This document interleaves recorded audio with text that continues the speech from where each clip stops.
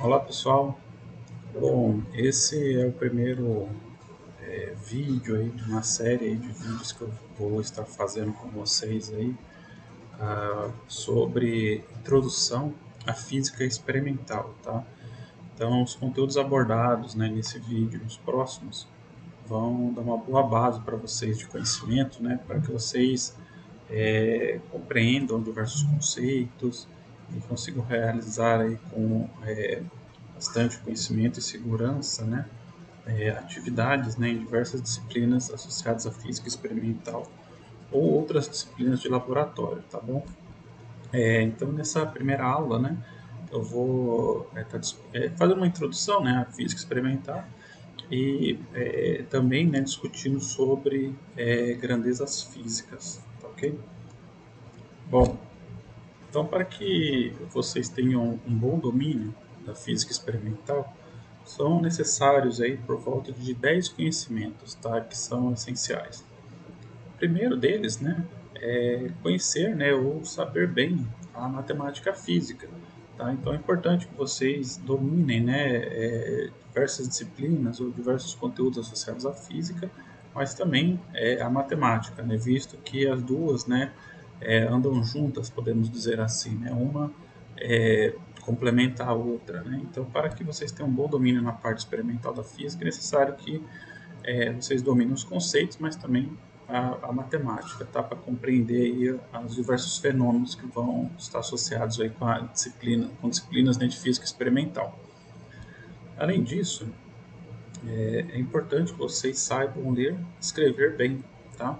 Então, a leitura vai ser a forma como vocês vão adquirir conhecimento, né, através de vários textos, mas também é necessário que vocês aprendam a reportar muito bem os conhecimentos, né?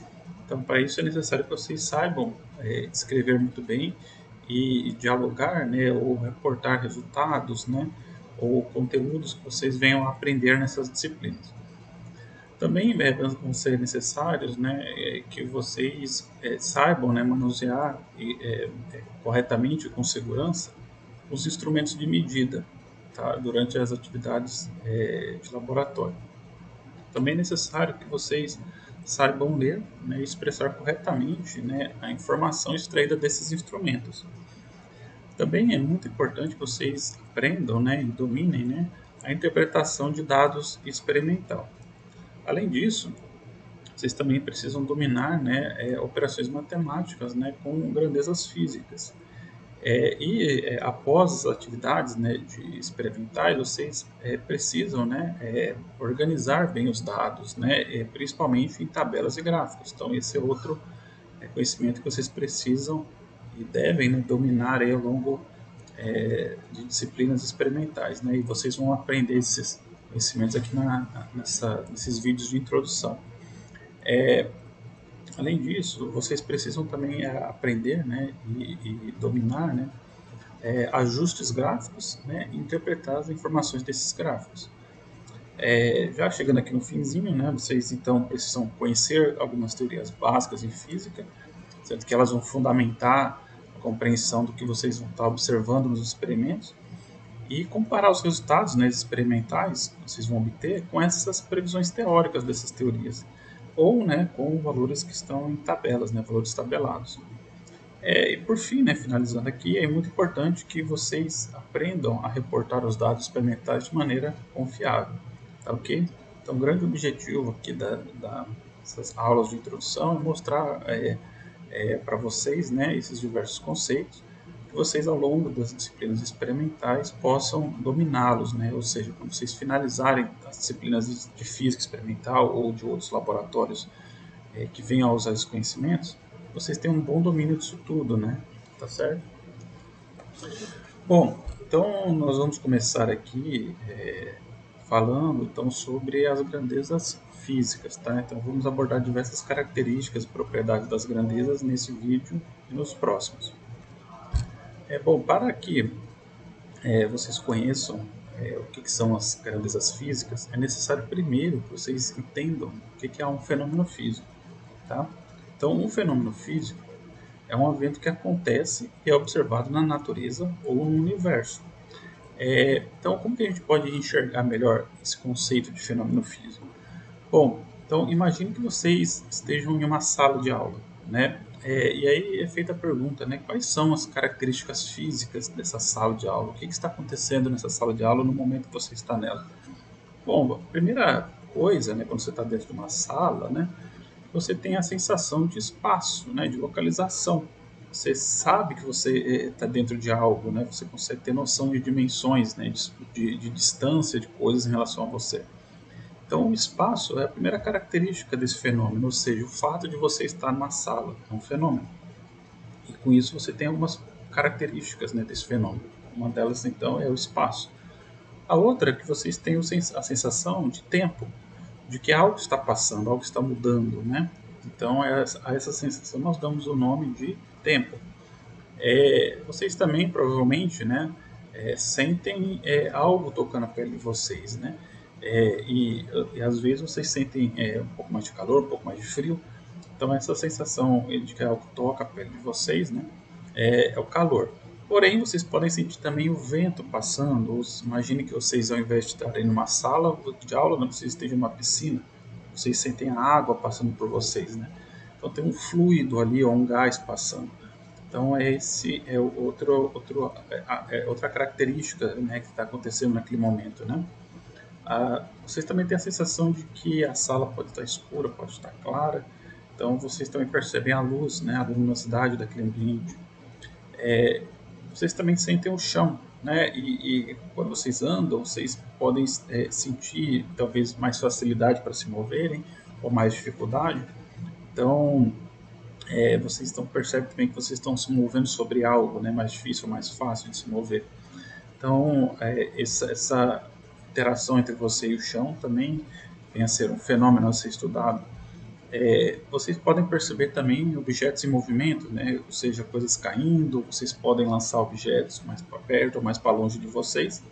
Então, vocês também podem ter observado de uma sala objetos em movimento. Ou quando vocês seguram um objeto, vocês percebem que ele é um pouco mais leve, um pouco mais pesado do que outros, né? Então vocês também conseguem ter a noção de massa de objetos, tá certo? Então aqui são alguns exemplos, né, de diversas características que acontecem, né, num determinado espaço, né, num determinado ambiente. E todos esses acontecimentos, né, eles têm suas características e fazem parte dos fenômenos físicos, tá?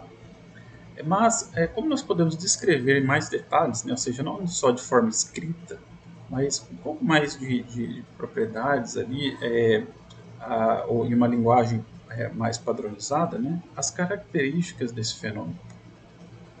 Bom, para isso, então, para obtermos, né, mais informações dessas características, é necessário realizarmos experimentos.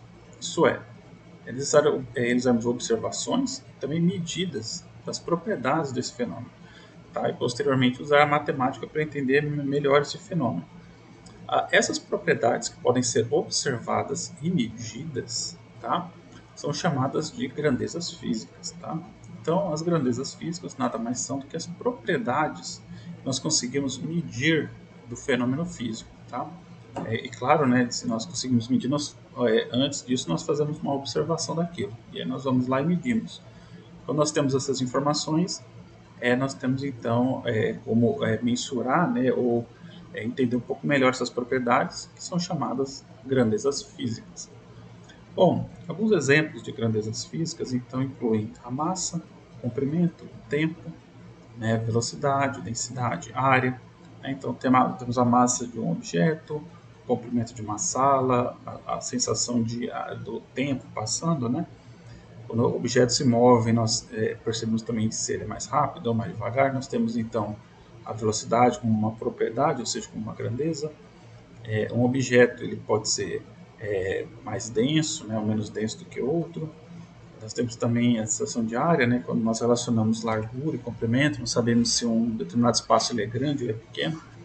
Então existem diversas propriedades, né, associadas aos fenômenos físicos, né? Ou seja, nós temos diversas grandezas associadas aos fenômenos físicos. Bom, existem dois tipos de grandezas físicas, tá?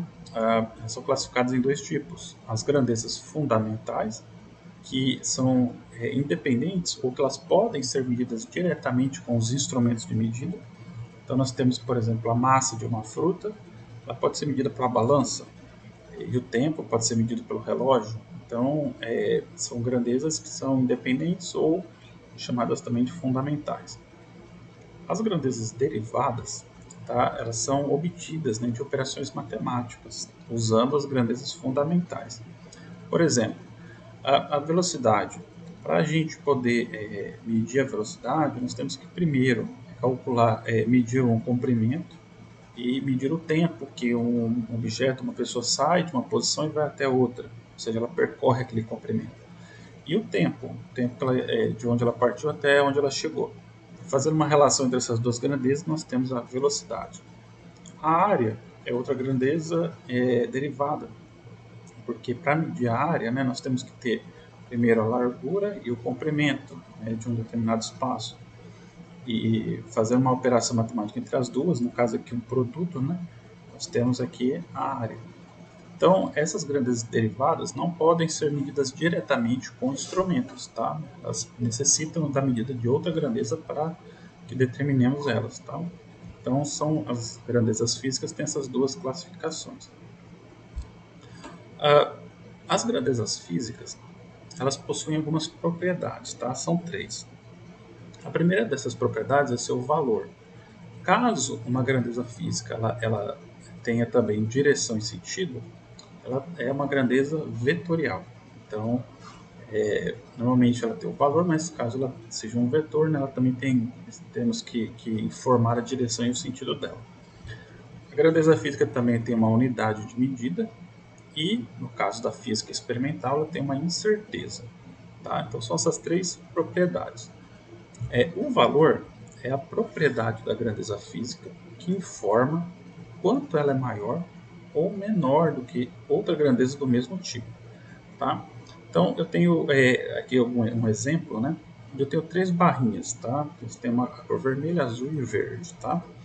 Então, observem, né? São três barras, então elas têm um determinado comprimento. Então, elas são grandezas do mesmo tipo, tá? A gente quer determinar o comprimento de uma em relação à outra. Então, observem a barra azul, tá? Essa barra azul, eu vou associar ela ao número 1, tá? Um valor 1. Se vocês observarem bem, a barra vermelha tem metade do comprimento da barra azul. Tá? Então eu associo esse valor de 1/2, de meio, né? Ou 0,5. Já a barra verde tem duas vezes o comprimento da barra azul. Então eu associo o valor 2 a essa barra. Porém, notem que apenas atribuir o valor a essa grandeza do comprimento é insuficiente para que a gente tenha alguma informação a respeito dessa grandeza. Por quê? Vamos inverter agora a situação. Né? Vamos pegar a barra vermelha e associar o número 1. A gente pode fazer isso. Tá? Não tem nada impedindo nesse momento que a gente faça isso. Então eu vou associar a barra vermelha ao número 1. Observe agora que a barra 2 ela tem duas vezes o comprimento da barra 1. Certo? E a barra verde agora tem 4 vezes o comprimento da barra vermelha. Né? Ou 2 vezes o comprimento da barra azul. Certo? Então veja, só o valor dá a sensação que está faltando algo, né? Se a gente só atribui um valor a esse comprimento, né? Porque nós podemos atribuir o mesmo valor para diferentes comprimentos. Então como que a gente pode atribuir, né, uma propriedade a essa grandeza do comprimento que seja única para ela? Aí no caso, então, nós temos a unidade de medida, tá?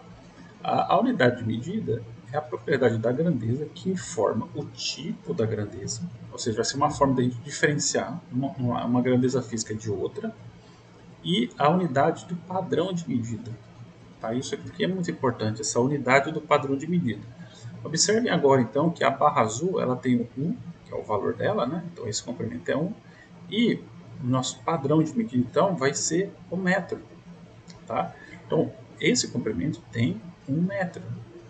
Então, agora, nós temos um padrão de medida. Esse comprimento, 1 metro. O vermelho agora, então, tem metade desse padrão, 1 metro. Então, é um meio metro. E a barra verde tem 2 metros. Tá? Então, agora nós temos como formar, né, tanto o tamanho dessa barra, quanto o padrão de medida, tá certo? Isso existe apenas uma forma de fazer isso, né? Então, essas são as duas principais propriedades da grandeza física. Na física experimental, né, nós temos uma terceira propriedade que também é importante, que é a incerteza, tá? A incerteza ela só aparece na física experimental, não na física teórica, tá? A incerteza é a propriedade da grandeza que informa sobre o intervalo de confiança da medida, pois durante os experimentos ocorrem erros de leitura do valor da grandeza. Então, para exemplificar, olhem só essa barra azul. A gente quer saber o tamanho dela. Então, a gente posiciona aqui um instrumento, né, um padrão de medida. A gente alinha aqui a barra no início desse padrão, né, dessa régua. Vamos contando quantas barrinhas essa barra tem. Observe que ela tem 7 barrinhas, né, 7 barras. Não passa da oitava barra, né, ela está aqui na sétima. Fica aqui entre as duas. A questão é o quanto que ela passou dessa barrinha aqui. Tá? A gente não tem muita certeza. Né? Pode ter sido metade, pode ter sido 2/3. Tá? É difícil de entender, de enxergar, de visualizar o quanto que ela passou. Por quê? Porque a gente não tem essas barrinhas aqui para nos guiar entre essas duas barras. Tá? Nós não temos barrinhas menores aqui. Então isso causa uma incerteza na leitura. Tá certo? E esse valor de incerteza tem que ser reportado. Tá? Então, nós vamos ter um intervalo de confiança, né, do quanto que a gente conhece do tamanho dessa barra, mais um determinado valor que a gente não tem muita certeza. Tá? Então, essas três propriedades, né, da grandeza física vão ser bastante abordados, trabalhados ao longo desse vídeo. Tá? Bom, agora eu queria discutir com vocês como que a gente pode representar as grandezas físicas, ou seja, como que a gente pode escrever, ou como a gente escreve, né, de forma padronizada, ou reporta, né, sobre uma grandeza física.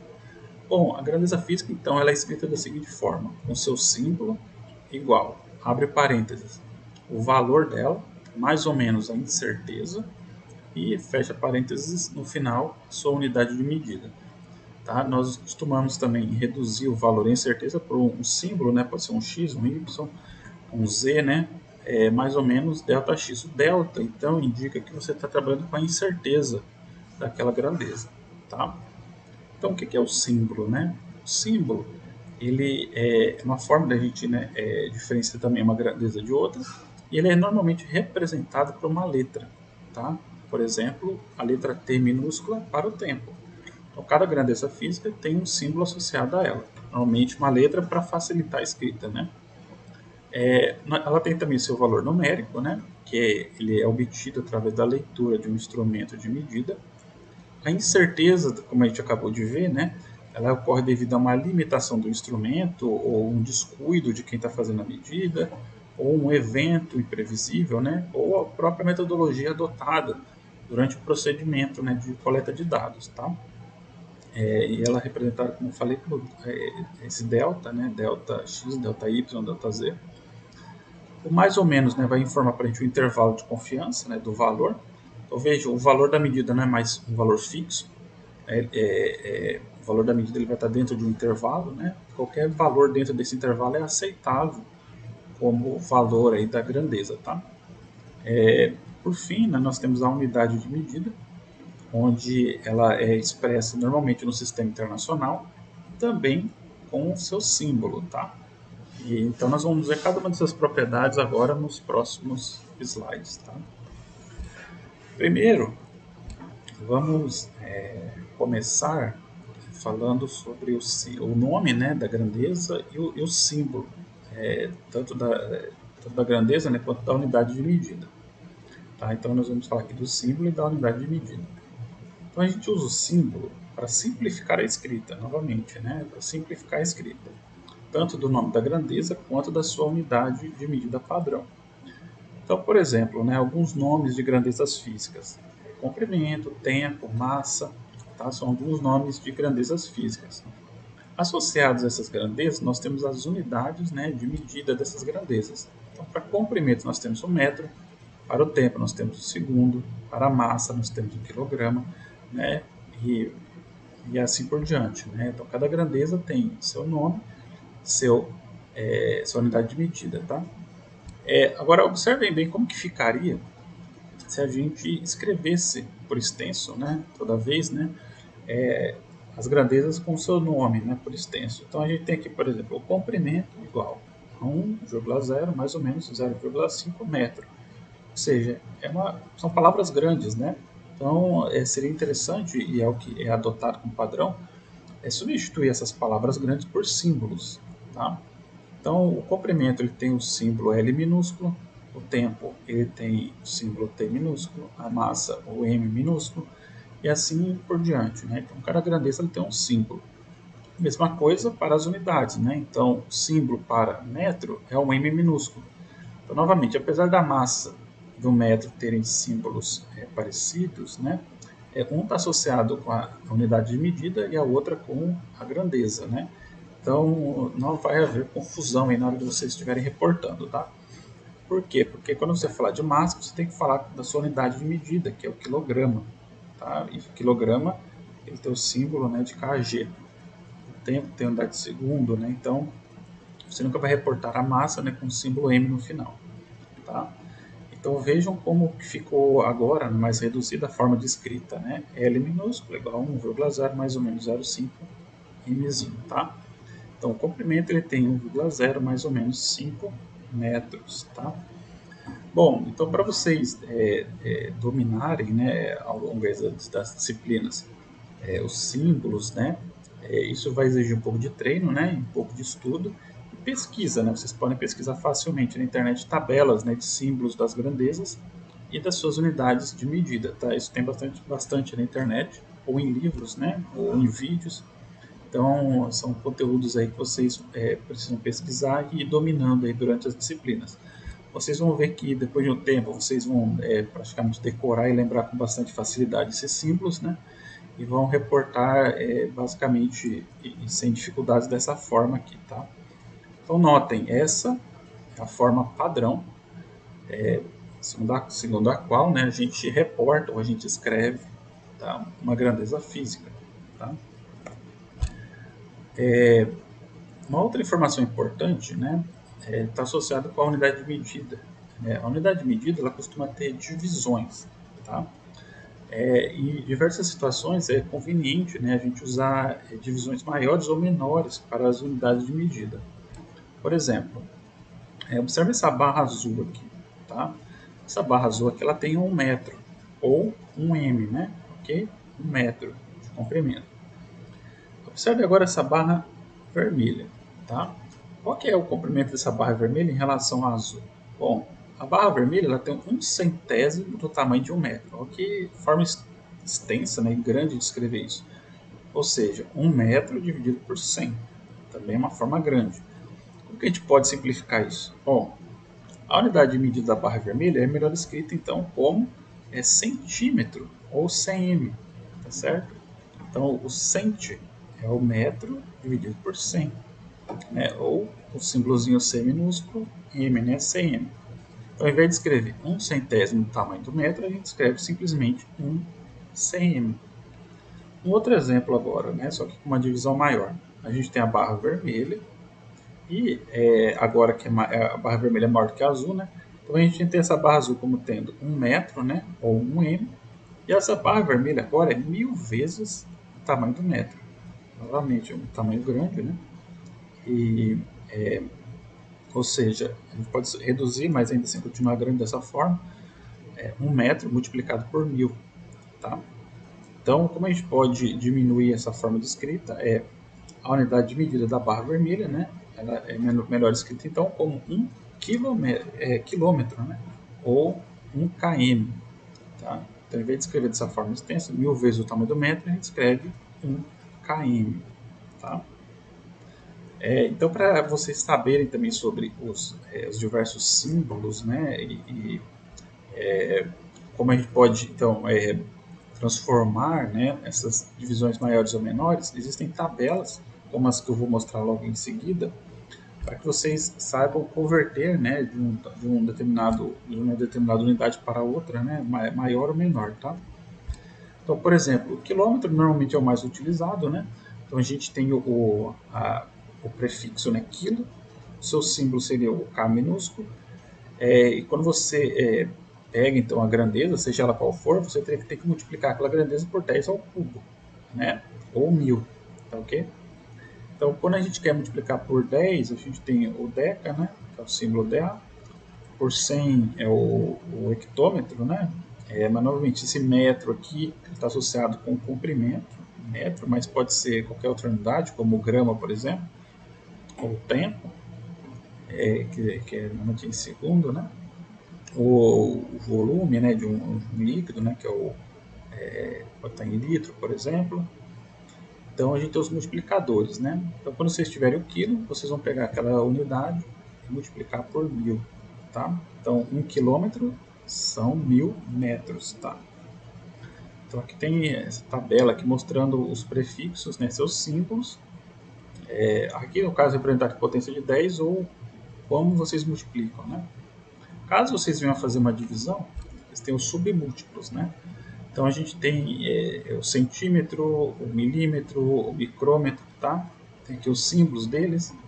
Então o centímetro, né, é 1 metro dividido por 100, ou 0,01 multiplicado por 0,01. O mili, né, que é o milímetro, que transformaria o metro em milímetro, ele divide o metro por 1000, né, ou multiplica ele por 0,01. E o micrômetro, né, você divide o metro ou uma outra unidade por 1 milhão. Então, ou você pode simplesmente pegar aquela unidade e multiplicar por 0,00001. Ok? Novamente, então aqui a gente tem os diversos prefixos, né, seus símbolos, né, e como vocês têm que multiplicar aquela grandeza, né, para que vocês tenham então os respectivos prefixos, tá?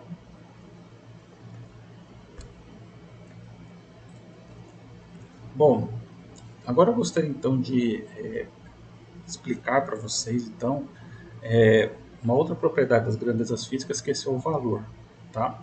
A pergunta é como que nós obtemos informações sobre o valor?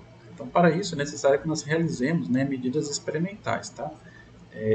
Então, agora vai vir uma parte bastante importante aí da introdução à física experimental, que é apresentar como é feita essa coleta do valor, né? O que a gente usa, como a gente interpreta, como a gente reporta esses dados. Bom, então, novamente, né, por que é importante fazer medidas, né? É porque é como a gente obtém essas informações, né, para interpretar as grandezas físicas, né? Tais como o seu valor e a sua unidade física, sua unidade de medida, perdão. As medidas das grandezas físicas são realizadas comparando, né, os objetos de interesse com um padrão de medida, que é estabelecido em um instrumento de medidas, tá? Então, para a gente obter informações dos objetos, né, e das grandezas, nós comparamos aquele objeto com um padrão, e esse padrão vai estar estabelecido no instrumento de medida. Então, por exemplo, para a gente saber o comprimento de uma borracha, a gente compara o tamanho da borracha com uma régua, né? Uma régua é um dos instrumentos utilizados para medir o comprimento. Se a gente quer saber informação sobre a massa de uma fruta, por exemplo, a gente coloca ela sobre a balança e tem a informação da sua massa. Se a gente quer saber a informação do tempo, a gente observa o movimento dos ponteiros de um relógio, né? E com isso a gente consegue quantificar a passagem do tempo, tá? Então, cada grandeza física de uma medida direta, importante, né, lembrar, ou de uma grandeza fundamental, elas vêm através de instrumentos de medida, tá? Já grandezas indiretas, né, ou grandezas derivadas, né, elas são medidas através de cálculos matemáticos, tá? Bom, vamos falar então sobre as medidas diretas, tá? A medida ela é direta quando o valor da grandeza física é obtido ao comparar o objeto diretamente com o instrumento, né? Então a gente tem aqui um objeto, né, que tem uma largura e uma altura, né, ou um comprimento e uma largura. E a gente, para saber informações dessa largura ou esse comprimento e dessa altura, a gente precisa compará-los com a régua. Então a gente posiciona a régua, né, a linha ponteiro zero da régua num dos extremos do objeto, e a gente observa onde que ele está alinhado com uma das marcações da régua, né? Mesma coisa aqui que a gente faz, né? O mesmo procedimento aqui com a altura. A gente observa, né, que a altura da barra ela tem 5 de valor, ou seja, ela tem 5 barras e centímetro, né? Que é a unidade aqui que está reportada aqui nesse extremo da régua. Então, essas unidades maiores é o centímetro, as menores são o milímetro, tá?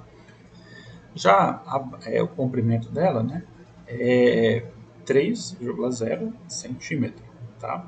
Caso ela estivesse alinhada com as barrinhas menores, a unidade seria 1 milímetro, tá ok? Então, para a gente obter informações sobre o valor e o padrão, né, da unidade de medida, a gente faz essa comparação do objeto com o respectivo instrumento. Bom, já sobre as medidas indiretas, né, nós temos então, como eu tinha dito já em outros slides, que nós não conseguimos medir diretamente essa grandeza, né? Então, a medida então é dita indireta, né, quando o valor dela, essa grandeza, ela é obtida através de operações matemáticas, tá? Então, como um exemplo, nós temos aqui a área, né? Então, como que a gente mede essa área? Que instrumento que a gente usa? Né? Não existe. Então, para isso, nós precisamos primeiro medir o comprimento, ou a largura aqui, né? E a altura aqui desse espaço aqui, né? Então, a área, né, dessa barra aqui, no caso, né, ela é uma medida indireta. Ou seja, não é possível medir ela usando um instrumento.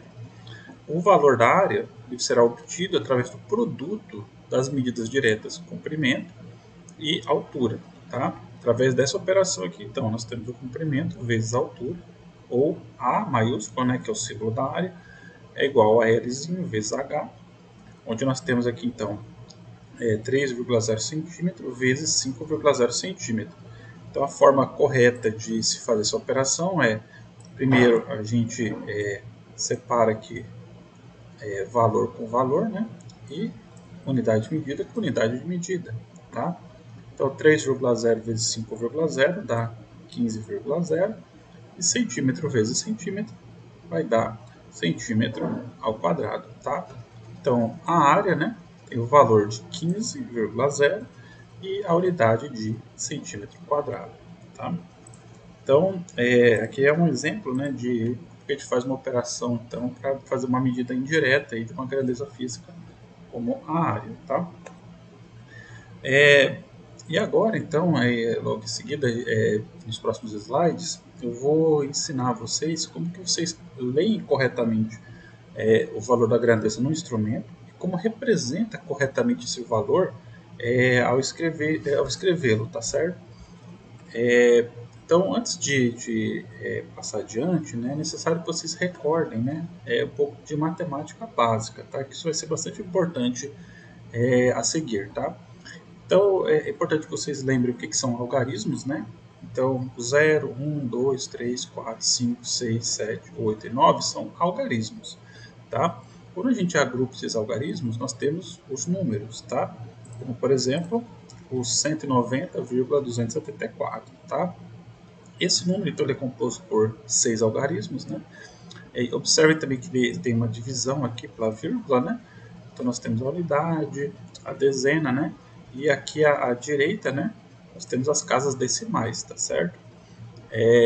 Observem aqui também, nós temos aqui algarismos à esquerda e esses algarismos à direita da vírgula, tá? Esse último algarismo aqui à direita, ele vai ser bastante importante logo em seguida, tá? Então, recordem-se dessas posições, né? A esquerda e a direita do número, tá? Bom, eu vou introduzir agora o conceito de algarismos significativos. Quando a gente realiza uma medida, isso é, né, quando a gente compara o objeto de interesse com o instrumento, a gente obtém um valor, né, ou seja, a gente obtém um número. E esse valor é composto por dois conjuntos de algarismos, tá? O primeiro conjunto são todos os algarismos dos quais a gente tem certeza durante a leitura. E o segundo conjunto, né, que no caso é composto por apenas um algarismo, ele é um algarismo que a gente tem dúvida. Tá? E esse algarismo, então, é chamado de algarismo duvidoso. Tá? É muito importante que vocês lembrem que existe apenas um algarismo duvidoso, apenas um, tá? Esse algarismo duvidoso, ele é o último algarismo à direita do número, tá? Então, esse último algarismo aqui, tá? À direita aqui, tá certo? Ele é o que fica na extrema direita, ele é o algarismo duvidoso na medida experimental, tá? Não existem algarismos à direita do duvidoso, ou seja, aqui não há outros algarismos, ou seja, o duvidoso ele é o último, tá? Então, para exemplificar um pouco melhor, né, temos lá o nosso número, 190,274. Então, esses 5 primeiros algarismos aqui, o 1, o 9, o 0, o 2 e o 7, são aqueles que a gente tem certeza. E o último algarismo, que é o 4 aqui, ele é o duvidoso. Nesse do outro número, o 131, o 1 e o 3 são os algarismos que a gente tem certeza. E o número 1 aqui à direita, aqui, né, esse daqui, ele é nosso algarismo duvidoso. Notem novamente que não há algarismos à direita aqui do duvidoso, tá bom? Então, todos esses algarismos, o conjunto de todos eles, são chamados de algarismos significativos, ou seja, aqueles que nós temos certeza, mais o algarismo que nós temos dúvida, que é o algarismo duvidoso.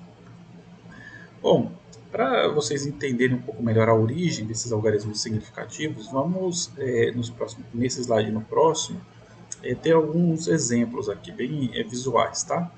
Então, a gente quer, nesse caso aqui, medir o comprimento desse lápis, tá? Usando uma régua centimetrada. Então, observe que, quando a gente posiciona o lápis com a régua, ele claramente passou do número 1, né? Certo? Ou seja, ele tem mais do que 1 centímetro, mas não passou do 2, tá? Então, ele tem, com certeza, com toda certeza, né, mais do que 1 centímetro. Agora, qual que é a fração do comprimento do lápis entre 1 e o 2? Bom, como não tem marcações aqui, fica difícil, né, da gente informar que fração que é essa de comprimento, né? Por isso a gente precisa chutar o valor, tá? Nesse caso, vai ficar a critério de quem está fazendo a leitura informar um valor, né? Pode ser 1/3, pode ser 1/5, pode ser metade, né? Pode ser 0,4, né? Então, ele é duvidoso, né? Ele causa dúvida em nós, né? Então, por isso que é chamado de algarismo duvidoso. Ou seja, nós temos um algarismo que nós temos certeza na leitura e um que a gente vai ter que chutar o valor porque a gente não sabe direito, né? Mas a gente tem que informar. Porque se a gente informa que o lápis tem apenas 1 centímetro, a gente está informando algo errado, né? Porque claramente ele tem mais do que 1 centímetro. Então, a gente precisa informar que fração dessa distância o lápis passou, né? Então, os dois algarismos aqui que formam o número são significativos, são os algarismos significativos, sendo que um a gente tem certeza e um a gente tem dúvida. Como que a gente pode melhorar, né, a leitura, né, ou ter uma informação um pouco mais precisa aqui do tamanho desse lápis? Para isso, a gente muda, então, o nosso instrumento de medida. Agora nós temos uma régua milimetrada. Nós temos agora, naquele espaço que antigamente não tinha divisões, nós temos as divisões do espaço, que é a divisão em milímetros, ou seja, cada barrinha dessa equivale a 1 milímetro, ok? E 10 milímetros, né, que é essa distância toda, equivale a 1 centímetro. Bom, agora nós temos então um pouco mais de informação para falar sobre o tamanho do lápis. Então ele claramente tem mais do que 11, mais do que 12, mais do que 13 milímetros, tá? Passou de 13 barrinhas. Mas ele não passou da 14ª barrinha, ok? Então, nós temos certeza que ele tem 13 milímetros, tá? Nós temos certeza que ele tem 13 milímetros, mas agora, novamente, nós temos dúvida de qual é a distância que ele está entre a barra 13ª e a 14ª barra. Nós temos uma dúvida, nós temos, então, que chutar um valor. Tá? Esse valor pode ser 0,7, pode ser 0,8, pode ser 0,9, tá? Mas, com essa mudança de instrumento, nós agora temos dois algarismos que nós temos certeza, que é o 13, né? E um que a gente tem dúvida. Então, a gente aumentou a quantidade de algarismos significativos. Nós temos 3 algarismos significativos agora, sendo que 2 a gente tem certeza e 1 a gente tem dúvida, que é o duvidoso. Tá? Com relação ao algarismo duvidoso, é importante vocês prestem atenção no zero, tá? No algarismo zero. O algarismo zero, quando ele aparece à esquerda do número, ele não é significativo. Tá? Se ele não é significativo, ele pode ser removido. Ok? Então, aqui a gente tem esse exemplo, né? Que é o 0,0011,3 centímetros. Esses três zeros aqui, eles estão à esquerda do número, certo? Estão à esquerda do número. Então, eles podem ser removidos. Ok? Isso então a gente pode escrever também 11,3 centímetros ou 0,13 metros. Tá? Notem que esse zero aqui, apesar de ele estar à esquerda, né, ele não pode ser removido. Por quê? Porque se a gente remove ele, a gente vai ter 113 metros. Tá? Então esse zero aqui, à esquerda, particularmente, não pode ser removido. Tá?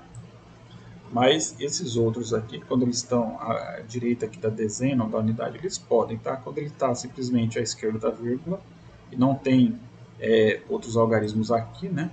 Ou aqui, tá? Ele não pode ser removido. Já esse 001, ele pode se transformar em 01, pode se transformar em 1, ok? E 11,3 centímetros, ele pode ser escrito como 0,113 metros, tá? Então, presta atenção nessa posição dos zeros, tá? Já o zero, quando aparece à direita, tá? Ele é significativo. Tá? Ele é significativo e não pode ser removido de jeito algum, tá? Não pode ser removido. Então, tome cuidado quando ele está à direita. Então, sempre que o zero aparecer à direita, esse algarismo duvidoso não pode ser removido. Tá certo? Então, quando houve essa mudança de unidade aqui, 10,00 metro, virou 10 zero, tá? Então, tome cuidado com isso aqui, tá? Notem aqui, então, que ao remover os zeros, né, que caiu de 4 algarismos significativos para 2, né? Então, sempre que tiver zeros à direita, eles não podem ser removidos de forma alguma, tá ok? Então, quando a gente faz uma mudança de unidade, a gente vai ver isso no próximo slide, o correto é manter o zero à direita, tá? Então, 100,0 milímetro é igual a 0,1000 metro. Então, os três zeros à direita permaneceram, tá?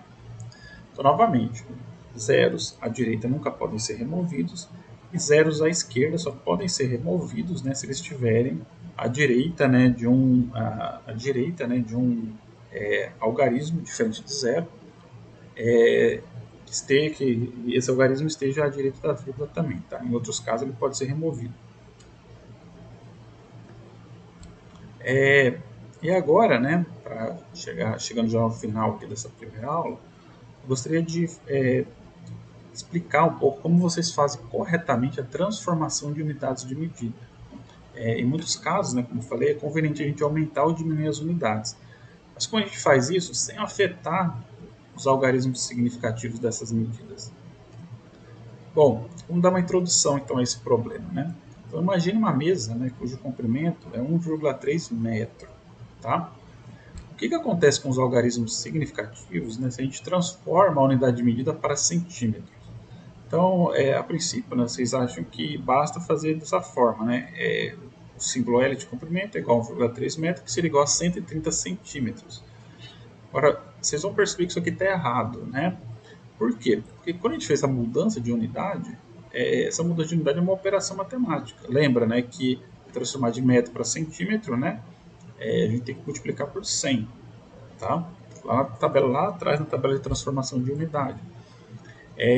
Vejam que quando a gente fez essa multiplicação, que é uma operação matemática, a gente criou um algarismo significativo a mais. Aqui a gente tinha 2, aqui a gente passou a ter 3. Isso não pode ocorrer de forma alguma. Tá? Uma operação matemática não pode criar algarismos significativos. Então, a pergunta é, como que a gente realiza então corretamente essa transformação de unidade de medida, né, de metro para centímetro? Bom, para isso, é necessário utilizar a notação científica. Tá? Como que funciona, então, a notação científica? Né? Na notação científica, a gente utiliza apenas um algarismo significativo à esquerda da vírgula. Tá? E esse algarismo deve ser um valor entre 1 e 9, tá? Ele não pode ser 0. Tá? Então, lembrando, né? Bom, tá com um probleminha que apareceu a canetinha, apareceu aqui. Então vamos pegar o número 11,2. Isso aqui não está em notação científica. Agora, 1,2 está, ok? Então na notação científica a gente só pode ter um algarismo à esquerda da vírgula, não pode ter dois, tá? Isso aqui também está errado, não está em notação científica, tá? Porque o zero não pode ficar à esquerda da vírgula na notação científica, tá? Então a gente só pode ter um algarismo à esquerda da vírgula, todos os outros à direita, tá ok? Ou seja, não pode ter dois e não pode ter o zero. Bom, esse número, né, que a gente vai ter, ele vai ser multiplicado na notação científica por uma potência de 10, cujo expoente representa a ordem de grandeza da medida, tá? Então, o que vem a ser o expoente, né? Então a gente vai ter o número nosso ali, ó, 1,2, ok? Vezes 10. Aí o expoente é o número que aparece aqui, tá? Ele pode ser 2, pode ser 3, pode ser 10, ok? Esse aqui é o expoente, tá? Esse aqui é o expoente. Então a gente vai ter um número vezes uma potência de 10 elevado a um expoente que vai informar a ordem de grandeza da medida. Então vamos ver aqui agora uns exemplos, né, de como a gente pode converter os números, né, alguns números para notação científica. Então 100,56, tá? 100,56, a gente pega o primeiro passo da notação, que tem que ter apenas um algarismo à esquerda, né? A gente vai ter 1,0056, conservou aqui os algarismos significativos, vezes 100. Então isso aqui é igual a 1,0056 vezes 100. E esse 100 a gente transforma agora para a potência de 10, né? 100 é igual a 10 elevado ao quadrado, ok? 0,00100056. Isso aqui, para a gente converter, né, primeiro a gente passa esse 1 para ficar à esquerda da vírgula, né, vai ficar 1,056 dividido, né, por 1000. Então, para a gente ter esse número, a gente pega 1,0056 e divide por 1000. Ou o 1000, né, seria o mesmo que multiplicar por 10 elevado a menos 3. Então, 1 dividido por 1000 é igual a 10 elevado a menos 3, tá? 20,01. 20,01 é igual a 2,01 vezes 10. Então temos um algarismo aqui à esquerda da vírgula, os demais à direita, vezes a potência de 10. Aqui vocês podem levar um se vocês quiserem, ou pode omitir como foi escrito aqui, tá? Então vai continuar da mesma forma aqui. E 0,201 é igual a 0,201 é igual a 2,01 dividido por 10, ou 2,01 vezes 10 elevado a menos 1. Tá? Então essa é a forma como a gente expressa corretamente os números em notação científica. E observem, a potência de 10 ela não é contabilizada como algarismo significativo. Então aqui nós tínhamos 3 algarismos significativos e quando a gente converteu a notação a gente passou a ter 3, né? Que é o mesmo que a gente tinha inicialmente. Aqui a gente tinha 1, 2, 3 algarismos significativos, aqui a gente tem 1, 2, 3. Aqui a gente tem 1, 2, 3, 4, 5. Aqui nós temos 1, 2, 3, 4, 5. Porque esses zeros aqui não são contabilizados como algarismos significativos, ok? Por quê? Porque eles estão à esquerda, tá, do número, ok? Então, né, é por isso, né, que é conveniente a gente escrever a grandeza em notação científica, né, pois a escrita vai conservar, né, a quantidade de algarismos significativos. Então, aqui está exemplificado um passo a passo, como vocês podem fazer a conversão para lembrar melhor, né? A gente quer transformar, então, essa unidade de 30 decímetros, né, para micrômetro, tá? Como a gente transforma, então, um decímetro para micrômetro? Primeiro, né, a gente vai converter o valor para a notação científica. Então, 30 é igual a 3,0 vezes 10 a 1. Passo 2 é converter a unidade de medida usando a potência de 10 correspondente. Então, 1 decímetro ele é equivalente a 100 mil microns, tá? Ou 100 mil micrômetros. Aqui no caso, né, que a gente tem um micrômetro aqui. Isso vai ser, então, igual a 10 elevado a quinta micrômetros. Okay? O terceiro passo é multiplicar as potências de 10, tanto do valor quanto da unidade de medida. Então, a gente tinha esse fator de 10 aqui e esse fator de 10 aqui. A gente vai multiplicar um pelo outro. Então 10 elevado a 1 vezes 10 elevado a 5 é igual a 10 elevado a sexta. E por fim o passo 4, né, é escrever o resultado. Né? Então a gente tinha 30 decímetros, ele vai ser 3,0 vezes potência de 10, 10 a sexta. Em que unidade? Micrometro. Ok? Então é assim que nós fazemos então a conversão de unidade de medida, né, em notação científica. E agora, né, tanto nesse slide quanto no próximo, eu vou mostrar para vocês como que a gente faz transformação de unidades para unidades de medidas maiores e como que faz para unidades de medidas menores. Vamos tomar como exemplo aqui o comprimento da mesa, né, ele sendo 135,5 centímetros. O que acontece, né, com os algarismos significativos se a gente transforma a unidade de medida para metro, ou seja, a transformação da unidade para metro. Então, 135,5 centímetros, ele seria 1,355 metro. Então, observe que essa transformação de uma unidade de medida menor para uma maior não afeta os algarismos significativos. Tá? Então, normalmente não há problema quando você faz a transformação de uma unidade de medida menor para uma maior. Ok? Os algarismos significativos são conservados. Tá? Já quando a gente faz a transformação para unidades de medidas menores, aí tem que tomar cuidado. E aí é conveniente usar a notação científica. Tá? Nesse caso, nós temos então, né, esse exemplo agora de 1,3 metro, que é aquele anterior, né, aquele primeiro exemplo que ele tinha passado, que a gente ganhou, né, um algarismo a mais, que seria o zero. Né? Então essa conversão foi feita de forma errada, porque antes a gente tinha 2 algarismos, depois da conversão passamos a ter 3 algarismos significativos. Então, para fazer essa conversão corretamente, a gente usa a notação científica. Né? A gente vai transformar então a unidade, que no caso o metro, né, já que aqui já está escrito, o valor já está escrito em notação científica, e metro para centímetro, então 1 metro são 100 centímetros, né? Ou 1 metro é igual a 1 vezes 10 elevado ao quadrado, né, centímetros. Então, né, para escrever de forma correta, a gente tem que o comprimento ele é 1,3 metros, será igual a 1,3 vezes 10 elevado ao quadrado centímetros. Como a potência de 10 não é contabilizada como algarismo significativo, nós temos 2 algarismos no início e ficamos com 2 algarismos significativos no final. Ok? Então, se vocês usarem notação científica para fazer a conversão, vocês nunca vão ter problemas aí com os algarismos significativos. Bom, e para então encerrar essa primeira aula, né, de física experimental, onde a gente falou sobre grandezas físicas, né, e suas propriedades, algumas de suas propriedades, né, como o seu valor e suas unidades físicas, gostaria de encerrar então essa aula deixando aqui alguns exercícios para que vocês façam e treinem, né? E a resposta desses exercícios vai estar no arquivo PDF, né, desses slides, e vocês podem também, né, sempre que possível, me consultarem aí a respeito aqui do preenchimento aqui da resolução desses exercícios, tá ok? Então, tentem usar os conhecimentos aqui dessa aula para responderem aqui essas perguntas, né, e preencherem aqui as tabelas ou fazer as conversões aqui, né, usando notação científica.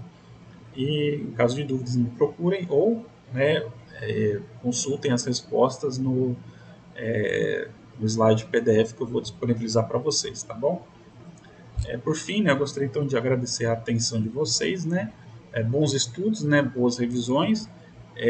Estudem também os materiais complementares, né? Em caso de dúvidas, vocês podem estar me procurando aí para tirarem as dúvidas aqui dessa primeira aula, tá bom? Então, muito obrigado e até a próxima aula.